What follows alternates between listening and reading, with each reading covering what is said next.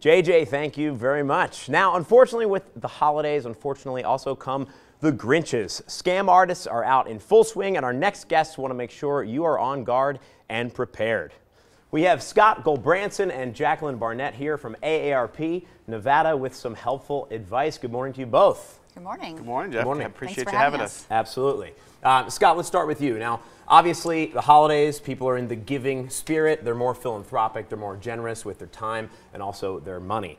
That results, of course, in many donations to charity. You're saying you have to be careful. That can also pose some potential liabilities. Tell us all about that. You do. You know, you look at it, 70% of people give to charity over the course of the year, but you're right. At the holidays, people feel more giving. It's a time for them to do that. But also, remember, it's also tax. The tax year ends. So for people looking to make donations, a lot of folks wait till the end of the year. Now, the problem is 60% of those people who give don't even know if the charity they're giving to can legally collect donations in their state. So a lot of us might be out shopping this time of the year and see the fact that there's people there and their charities look to be on the up and up, but we really don't know that. So it's a good idea to ask those questions to say, hey, are you this charity? Do you have a license to take money in Nevada? Right. And the other thing is, these charities also hire professional companies to sometimes fundraise for them. Most of the time that's on the phone. And so people just need to be careful to understand who they're giving to. And so look for those local organizations and national organizations that you're already familiar with. Sure, like a 501c3 designation, for example. That's correct, yeah. Well. And what else would you look for?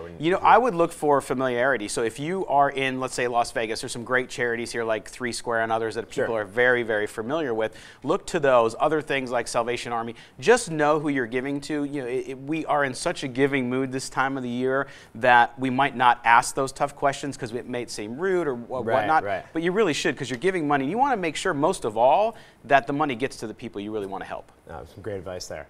Jacqueline, let's talk now about packages, right? Right. All this shopping online, oftentimes we're sending packages, which is, again, a very good thing, generally speaking, but those packages can also become targets, right, for thieves and Absolutely. So 60% of companies actually don't require you to sign for a package.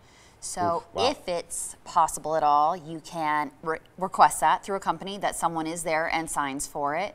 You know, you can do certain things with like the UPS and USPS where you request that they set it behind a pillar or kind of hidden off to the side.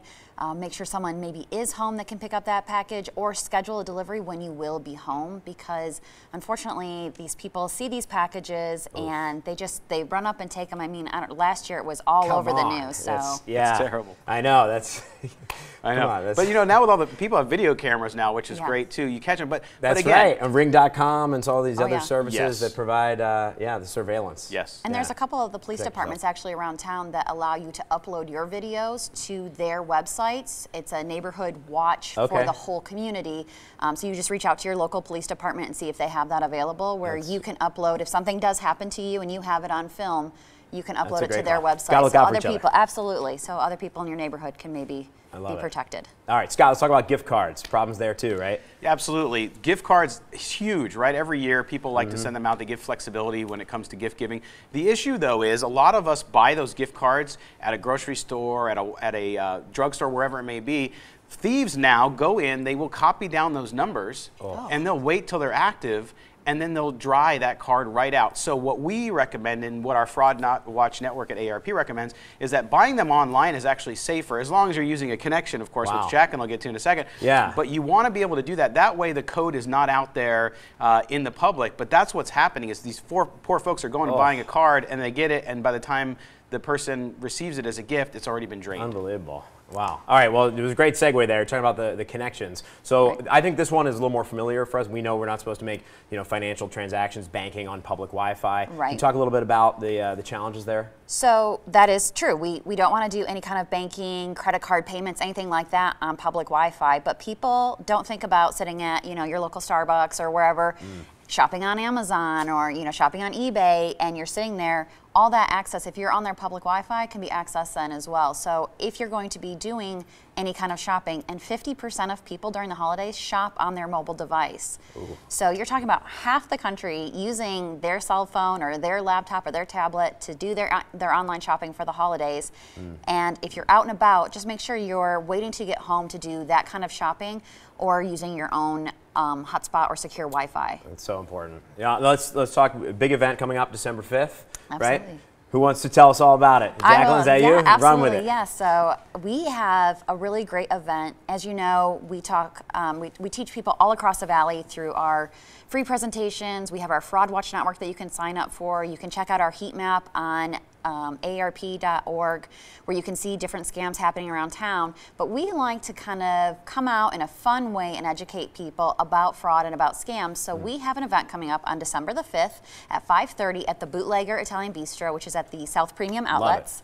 We have our friend Steve Falcon, who is known all over the nation. Hypnotist. He is a hypnotist. He's a comedy hypnotist. Very well, yes. So he has a new show open up at Bally's, but he has graciously extended this evening to us. It'll be a very intimate session where he comes in and does a hypnotist show for our audience, kind of hypnotized by scammers, showing you how they can be very silver-tongued. Wow.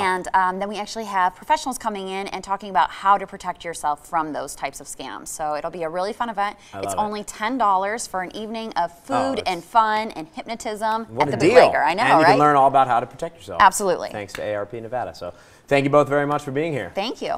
Protect yourself this holiday season with the help of AARP. You can give them a call at the number or visit the website on your screen. AARP Nevada is a proud sponsor of The Morning Blend.